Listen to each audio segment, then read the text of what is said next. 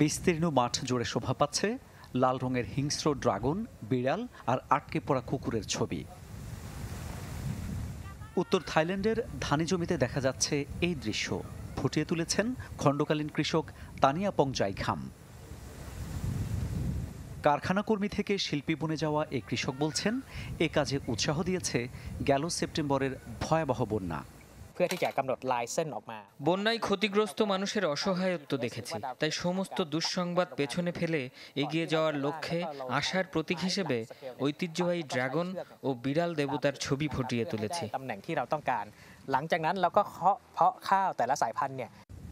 5 acre জমিতে প্রায় 20 KG রংধনু ধান বীজ ব্যবহার করে ফুটিয়ে তোলা হয় এই চিত্রকর্ম।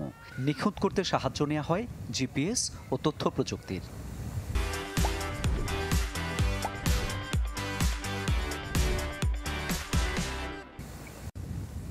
ডিসেম্বরে উন্মুক্ত করে দেওয়ার পর ধানি জমির এই শিল্পকর্ম দেখতে ভিড় করছেন নানা শ্রেণী পেশার মানুষ।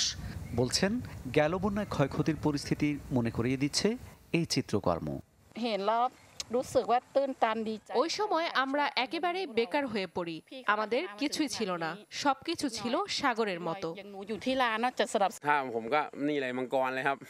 ড্রাগন আমার খুব প্রিয়, আমি ড্রাগনকে ভালোবাসি। আপনি যদি খুঁটিনাটি দেখেন, আঁশ, নখ, ড্রাগনের মুখ সবই বিভিন্ন রং এবং বিভিন্ন ধরনের ধানের গাছ দিয়ে তৈরি।